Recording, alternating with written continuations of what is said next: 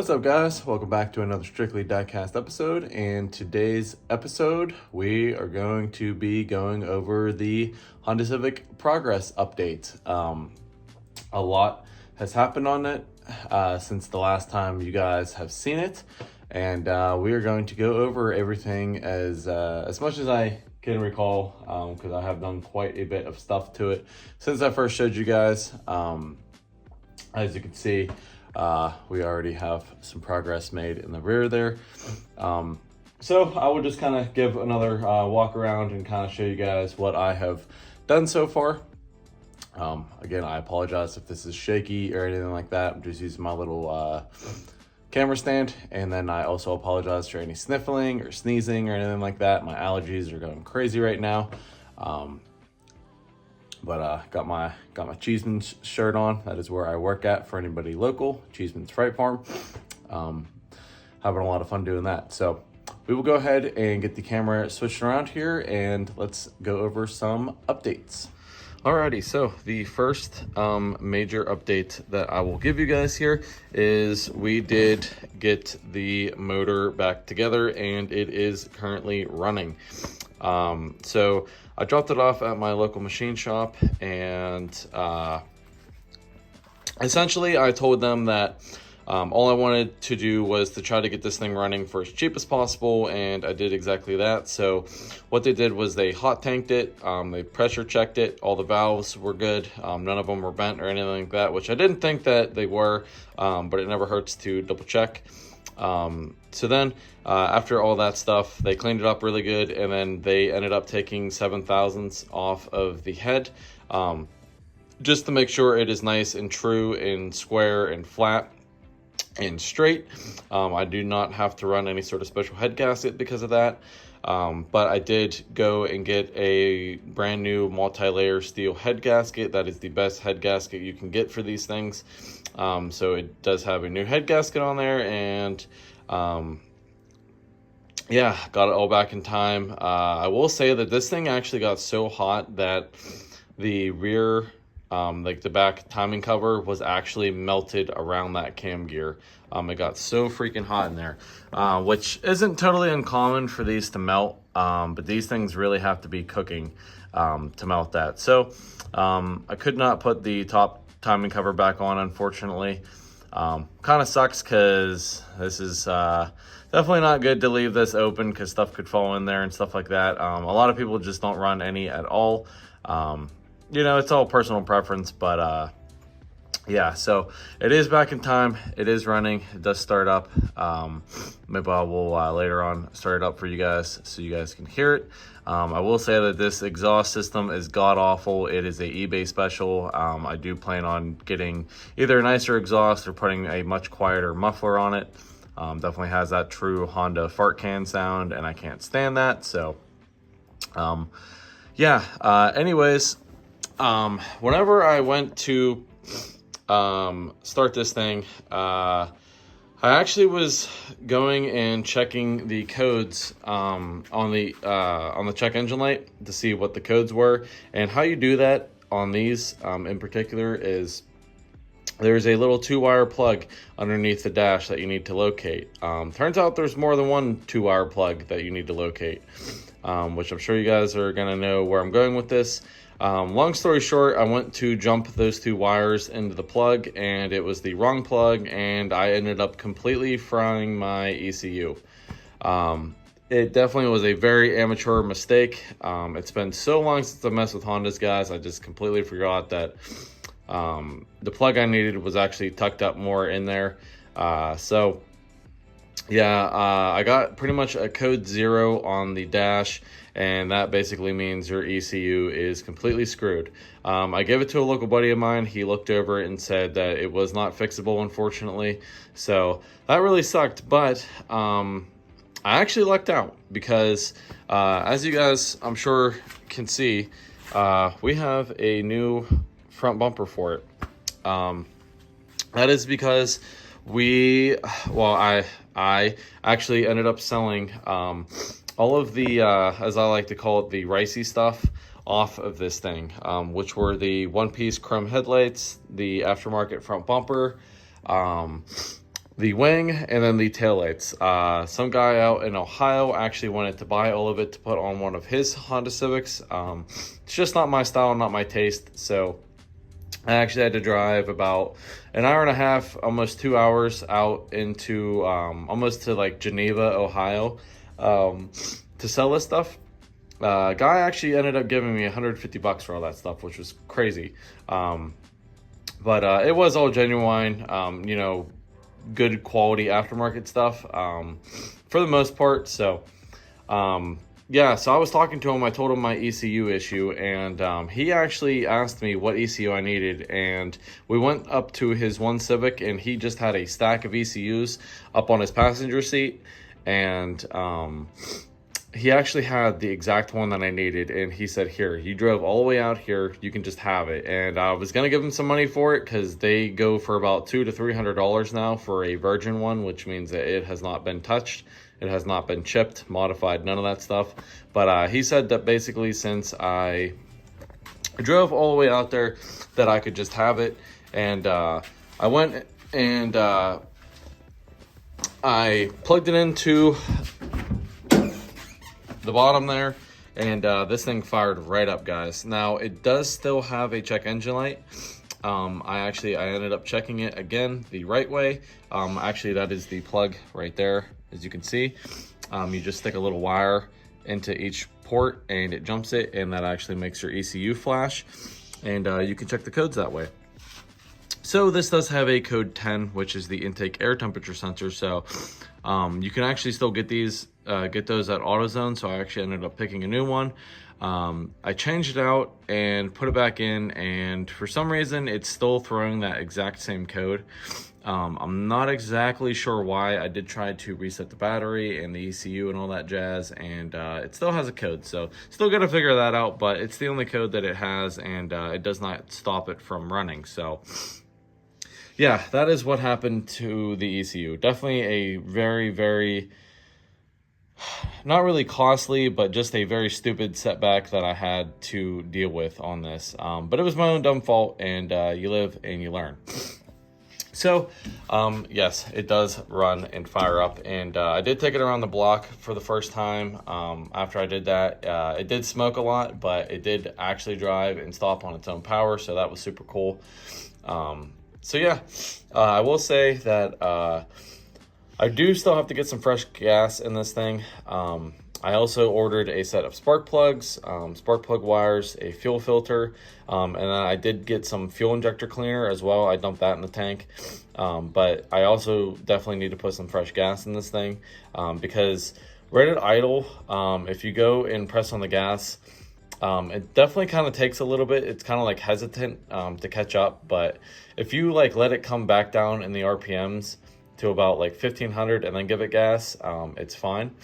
So I think this thing just still needs freshened up, especially if that is the factory fuel filter on this thing. With almost 300,000 miles, that thing definitely needs changed. So I got some new parts coming for it. Definitely needs some new plugs and wires as well. So a fresh little tune-up should do this thing. Hopefully some justice, and get all the rest of the bugs and stuff like that worked out of it. Also, as you can see, I got the door panels completely off on both sides. That was for two reasons. One is to remove all the clips on the door molding, and then two, I'm probably not going to paint this whole door. I'm probably just going to do around the edges of where the door panel sits. That is all going to get painted, as well as the door jambs are all going to get painted as well. So still got to get this kick panel out of the way, and the trim and all that stuff, and scuff that all up. But yeah, I got that done on the interior there, so I got both of the door panels off. I also thoroughly went through and cleaned up this interior as much as I could. It probably is still a little bit dusty now from sitting, but this thing had 5 miles of just aftermarket wiring all through it to like speaker systems that he had in the back of it and all that jazz. I ripped all that stuff out of there, and vacuumed it all out, wiped it all down.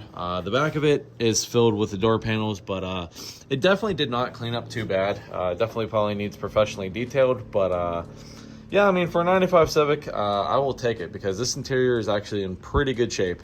And then, again, don't mind the pokeball shifter because I definitely have to get a new shift knob for it as well. So, yeah, that's pretty much all I got done as far as interior goodies goes. Definitely got it smelling a lot better in there as well. Got that black ice in there. So, yep. And again, I apologize for all the sniffling and stuff. My allergies are just going crazy right now. So, oh, excuse me. We will now move on to the exterior, which, again, let me kind of backtrack here. The reason why I started on the bodywork so soon on this is because I'm just impatient and I really didn't care for the red color, and it definitely needed a lot of attention bodywork wise, so I just wanted to get started on it as soon as possible. And two, I got this thing put on my insurance, and then I actually went and got and filed for a antique license plate for this thing. It does fall under the antique category because antique is anything 25 years or older. This being a 95, it falls under that category, and I think it would be awesome to see a antique plate on the back of a 95 Civic. I think that would just be super funny. But yeah, I went and got all that stuff applied for. I will say that is very, very costly if you decide to go that route, but it is all a one-time fee, registration fee, and you are also, at least in Pennsylvania, you are exempt from inspections. So that's another plus, and that's kind of the reason why I wanted to go that route. Yes, there's kind of gray areas, like you can only drive it so much, and you can only, you can't use it as a daily driver and this and that and blah blah blah blah blah. But this will not be a daily, guys. This is just going to be a fun little weekend car to go rip around in. And I shouldn't even say rip, because that's 70 horsepower. Tell you what. But just something fun to just cruise around in, maybe go hunting with, whatever.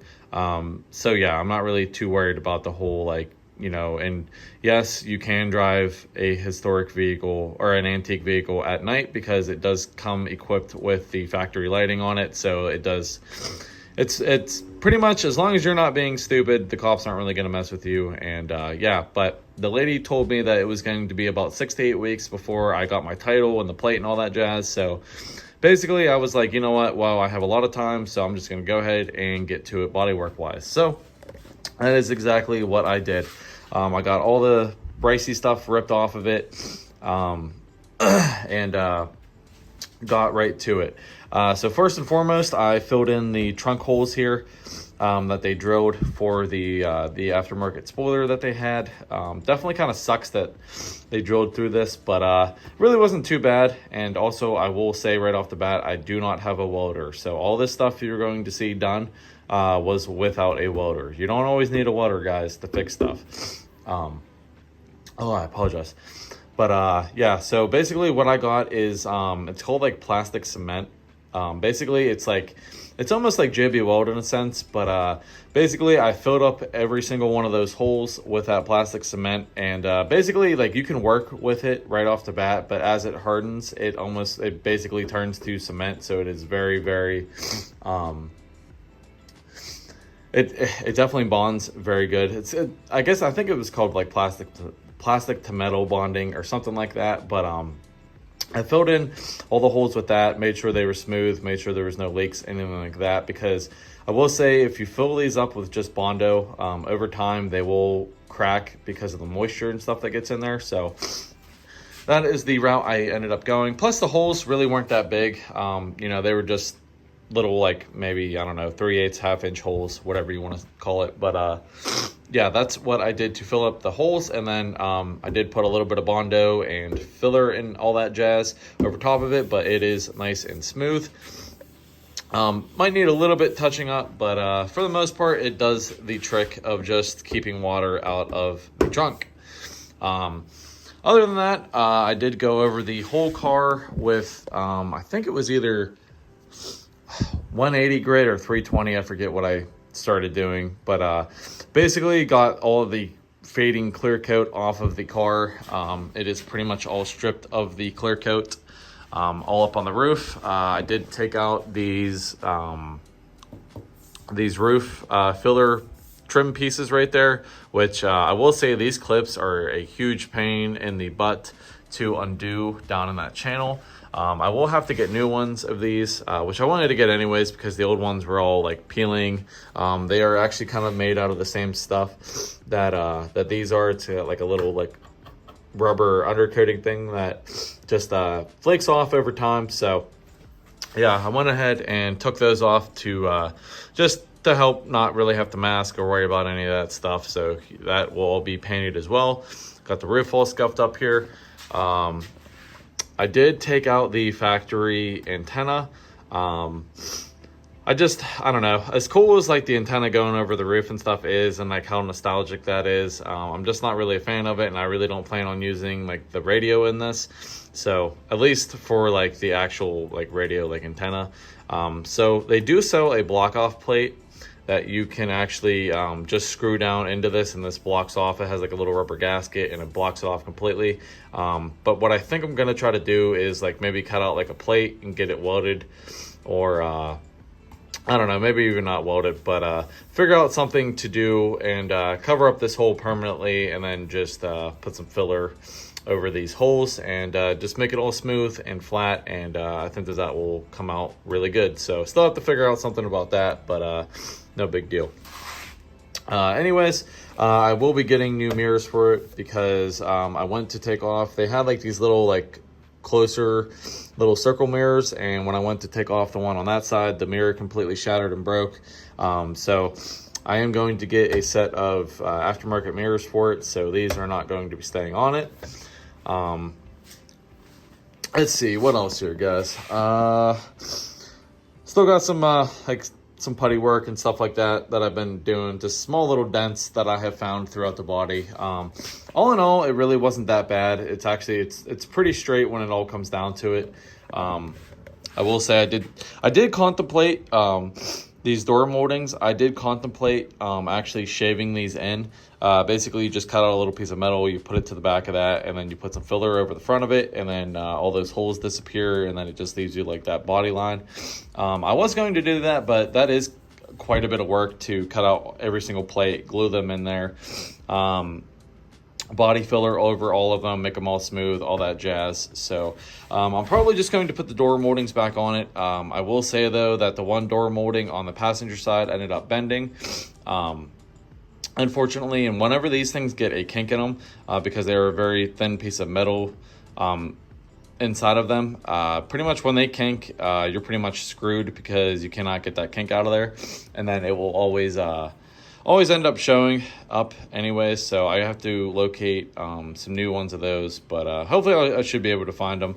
I will also be getting new door trim molding as well. You can find that new from Honda still. So yeah, I apologize guys again for the sniffling. The door handles, those will not stay black. Those will probably end up being paint matched. The moldings are going to get paint matched, and then I'm probably just going to paint match the side skirts as well, because from factory they are black, but I think it'll look better all the same color. So yeah, I got all that stuff taken care of, got the moldings off, got that all scuffed up in there. I did start working on the hood as well. I got a lot of work up there, as you can see, a lot of little paint chips and rock chips and all that jazz. I did decide to shave the front emblem there. It just houses like the little factory chrome emblem that goes in front of the hood there. I don't know, I just decided to shave it. It's just two little holes, nothing major, so I ended up shaving that up there and taking care of, again, some more rock chips and stuff like that. But as you can see, it's pretty well sanded down. Got all the rust knocked off of this fender as well. Nothing too crazy, so now it's just the bare metal there. So I was going to try to track down like a factory fender, but this one I actually ended up getting like the hood and stuff to line up pretty good with it. So I think I'm just going to rock it for now. Plus it had like the factory fender liner in there as well, which is a big plus to keep all the stuff out of your door jambs. So yeah, got that all taken care of. And then shout out to my buddy Andrew. He was local to me. He was actually about to throw this bumper away. And then he ended up just giving it to me for free, which is awesome. This is a stock EG front bumper right here. It does have like, I think like 1 or 2 little cracks or scuffs or something in it that I got to take care of. I haven't even touched this yet, but I did fit it up. It fits up really good, and it'll pretty much get me where I need to be as far as back to stock. As cool as that like Wings West bumper was, it just really wasn't my style. So definitely will be a lot happier seeing a clean OEM front bumper on this thing. So still have to do that. I am going to shave and delete those front license plate holes because we don't need them here in Pennsylvania. So I did end up getting some black housing headlights and some amber turn signals for the front of it. I still need to fix the headlight plugs because the guy before me completely hacked up those plugs. So I need to redo those. No big deal. And then also, I'm sure you guys have seen this as well, but I actually ended up getting a really good deal. This is a brand new HPS intake system that my buddy had on Facebook Marketplace. I picked that up for 50 bucks, brand new in the box. Those things go for, I think, at least over like 100 bucks. So I got the filter, the couplers, the clamps, even this factory bracket. So this thing is very, very solid. It's not going anywhere. I don't know. I guess it was kind of fitting that it was red, even though this is not staying red, like I said. But either way, it's a brand new cold air intake system for it. The old one, the filter was completely crumbling apart, and it was just very sketchy. And yeah, I also still need to fill in that hole right there as well. But yeah, got that all hooked up, and got a new intake on there. So trying to think of what else, guys. Here, we will move on to the quarter panels. The quarter panels, they definitely were a little bit rougher than I initially anticipated. This one was definitely the worst one. This one had a patch job already, which their patch job was just fill it full of body filler, which, you know, it is a quick fix, but if you want to do it right, guys, you definitely need to take some more time and not just pack it in with body filler. And yeah, so needless to say, I ended up grinding and cutting out. I should have taken pictures. I kind of kicked myself in the butt for not taking before pictures, but this whole thing was like completely gone. Like the arch, the whole nine, it was just completely just shot, not there. They do sell replacement panels that you can cut out and like spot weld new panels back in and all that jazz, but I wasn't going to go that route. I did not deem it necessary for this. So I actually used something a little bit kind of out of left field, out of the ordinary, to fix both of these quarter panels. And what I did is I actually used glue. I actually got this idea from my buddy Will that I work with. We use this stuff called Panel Bond, and it is a glue that it mixes together in like a mixing tip, and then you use a 2-part gun and you squeeze it out, and it mixes it together in the tip and squirts it out pre-mixed. And basically there's different applications, different uses, different panel bonds. This one particular I used was panel 60, which is, it gives you like a full hour's worth of work time with it before it starts hardening. And the reason why I decided to do this was, and this is not the final product, guys. As you can see, it's very flat right there. I still need to kind of work in the arch and everything like that. But basically I ground out all the rust. I squirted undercoating all around it, and then I used some metal patches, like metal patch panels. There's just like a mesh metal piece that like little squares that you can cut off into different sizes and all that jazz. I put that in there, put some on the bottom of it, and then I basically squirted the glue all in there and then formed it and shaped it after it all, like formed it while it was setting. And then after it completely dries, you can actually sand it. And I actually ended up sanding it like completely flat and getting that arch back up in there. Now, again, guys, I'm not a professional body like guy by any means, and I'm not saying that this is like 100% the right way to fix it, but Some of the pros of doing it this way, though, is for one, glue does not shrink, it does not crack, it will not retain moisture, all that jazz. So pretty much like once you got it set and got it in there, I mean, it's good to go. Like that is not going anywhere. So again, it's a little bit untraditional, unconventional, if you will, but I don't know, I thought it was worth a try, and like after talking to him, it made sense to me. So and I was already used to working with the stuff from at work, so it kind of worked out. Got some more practice with it. So I basically rebuilt that whole back quarter panel piece. Definitely pretty happy with it. Like I said, it definitely still needs some correcting and some final touches there. But for the most part, though, I mean, I know it's hard to see on camera, but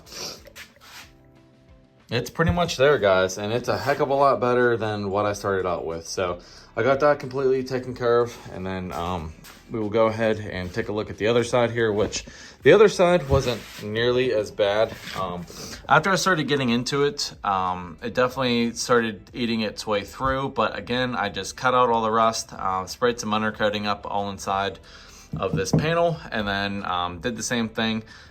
This one, it still had the factory arch like on the bottom of it, so I didn't really need to rebuild that, but I did have to fill it completely in here and again work it to get that arch and body line right here that you can see back into it. And yeah, definitely very happy with how both of those came out.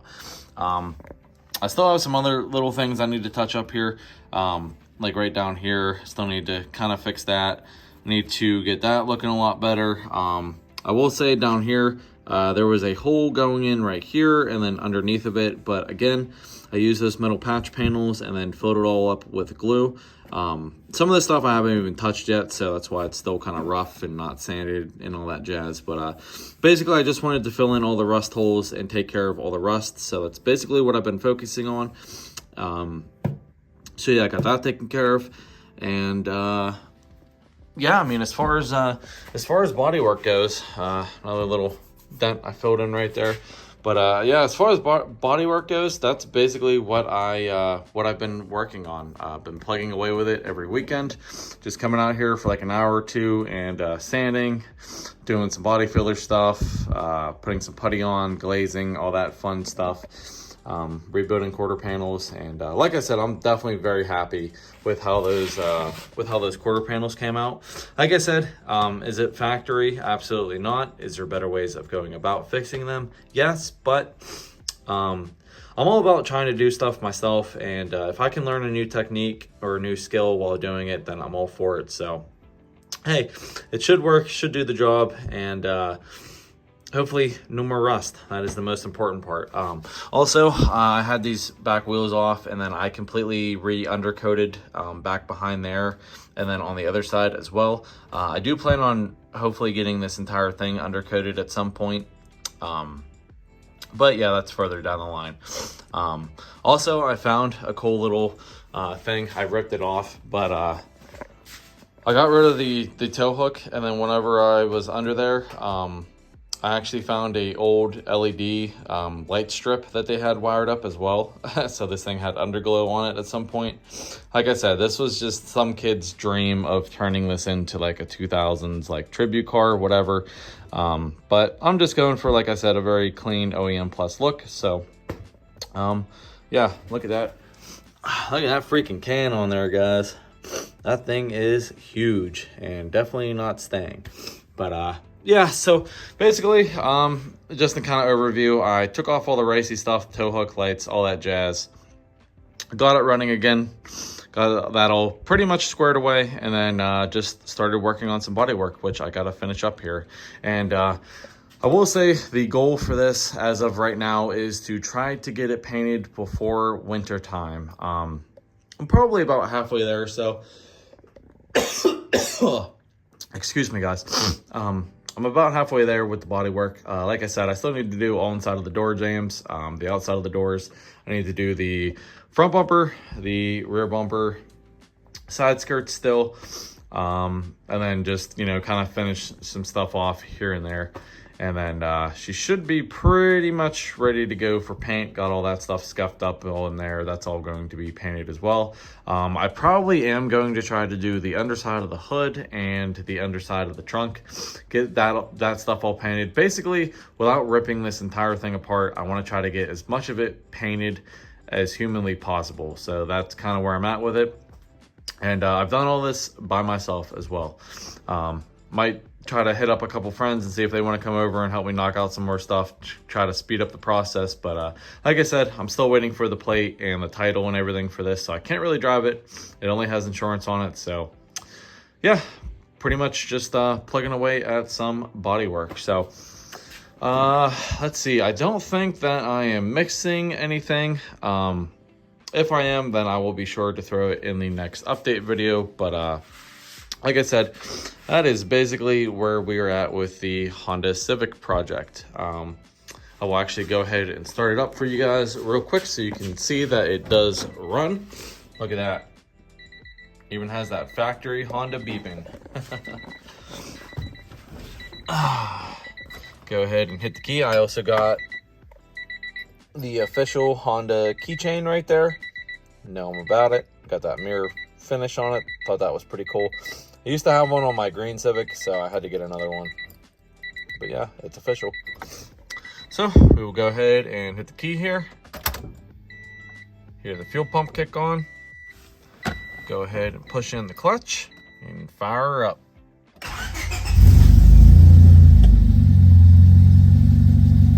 I do have the e-brake on right now, so that's why that brake light's on, and then that's the seatbelt, and then the check engine light.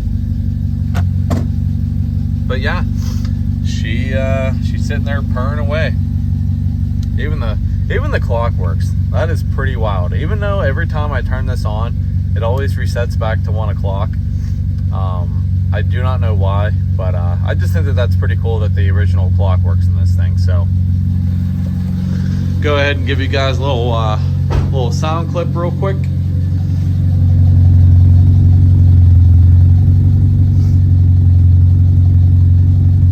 Definitely has a pretty deep tone to it at idle, but I promise you guys, you give this thing some juice and that thing starts like just being really obnoxious. So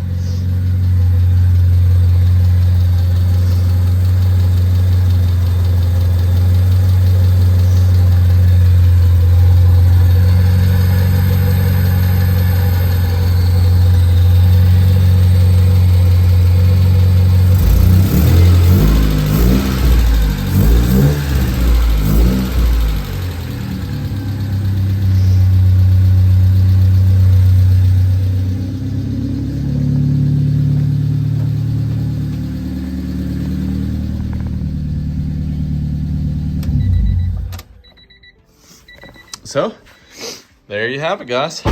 Like I said, fires right up. I will say the valves probably still need adjusted. They are kind of like noisy right now, but yeah, she fires up and sits there and idles. Like I said, it's been brought up to temp probably a handful of times now. The fan kicks on and everything, does not overheat anymore. So granted, I have not taken this thing on an actual like long road trip or drive or anything like that, but I feel pretty confident. I also found that there was some stop leak that they put in the radiator. I had to flush all that crap out of there. Do not put stop leak in your cars, guys. It is not good. But yeah, so I got regular antifreeze in it and all that jazz as well. Also give it a fresh oil change too. So yeah, that will pretty much sum it up for where I am at on the Civic. So really hope you guys enjoyed. I know a lot of you were looking forward to hearing and seeing the update. So here you go, another half-long video for you guys about everything that I've done to the Civic. I know it definitely does not look the same since the day that I brought it home. But yeah, slowly but surely plugging away at it. So probably will give you guys another update at the end of this month or maybe beginning of November. Hopefully we will be pretty much ready to go and get it painted, or it might already be painted. I don't know yet. So with that being said, really hope you guys enjoyed the video. If you did, please hit that thumbs up button. It greatly helps out my channel. Drop me a comment. Let me know what you think about all the updates. And all that fun stuff. If you have any questions, comments, whatever, make sure you leave them down below. And please hit that subscribe button if you haven't already. And we will see you in the next episode. Peace.